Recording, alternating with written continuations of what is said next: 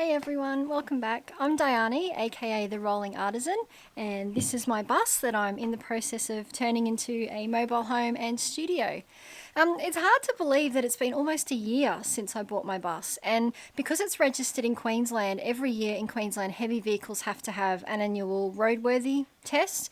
It's called the Certificate of Inspection, and my bus is actually due for that this month. So there's a few things that I have to fix up and tidy up so that she passes that, because without a current safety certificate, the bus can't be registered, so it's super important that we pass this one. And the first job that I'm going to do is give her butt a makeover because these stickers that are currently on the bus are really worn and faded, and they're actually not legal the way they've been put on. So my first job is to take them all off and put new legal stickers on.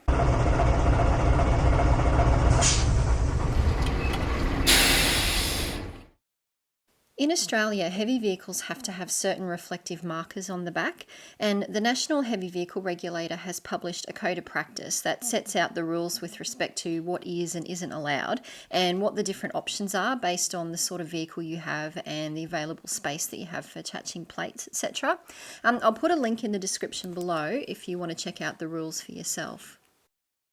So going by those rules, the stickers currently on the back of my bus are not actually legal. For starters, they're really worn and faded, and you can see they're all starting to become a bit crazed and deteriorated.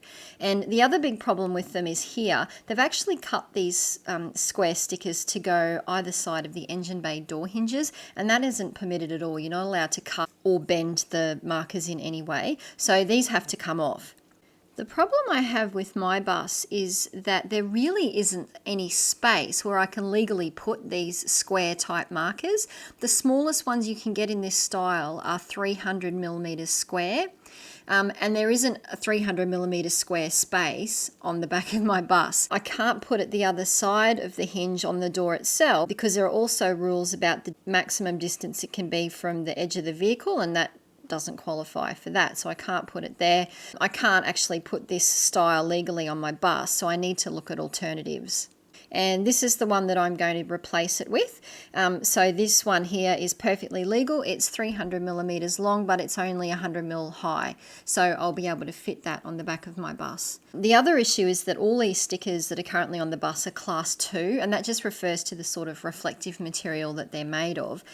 Class 2 markers are actually being phased out and won't be legal after the 31st of December this year.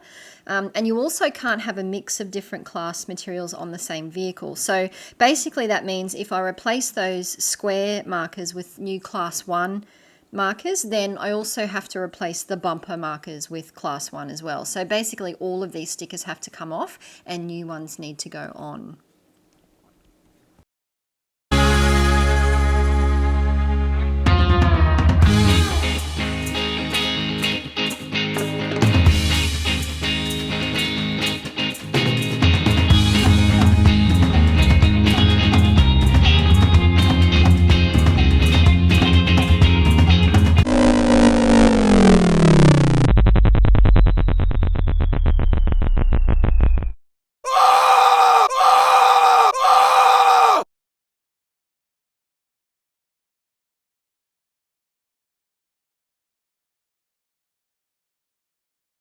After spending hours chipping away with a paint scraper by hand, I was starting to get pretty frustrated. And then I found out about these things. This is called a caramel wheel, and it's basically like a giant eraser, pretty much. And it attaches to your drill, just an ordinary cordless drill. It's specifically designed apparently for getting vinyl decals and pinstripes and things off cars without damaging the paint or the surface underneath. So I mean, the stickers that I'm trying to remove off the bumper here are a lot bigger than, you know, a little sticker on the back of your windscreen or something like that, but I thought I'd give it a go. And it's not too bad. I mean, I'm a bit worried I'm going to use up the the wheel before I'm halfway through the job, and I think it's going to flatten the battery of the drill pretty quick, but it does actually seem to work. In any case, it's a lot quicker than just scraping by hand.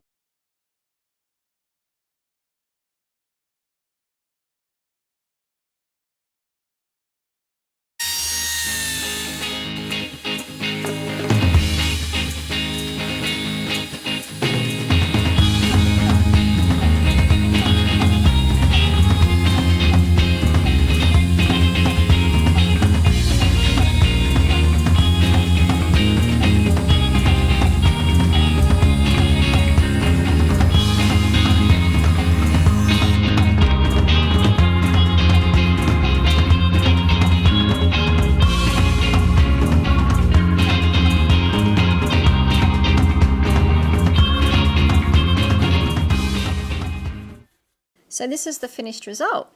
It certainly looks a lot neater and less cluttered than it did before, and if I've interpreted the rules correctly, this is all I need for the back of my bus. The new stickers that I've got on are Class 1 reflective materials, so they should be legal for quite a few years, or as long as they last.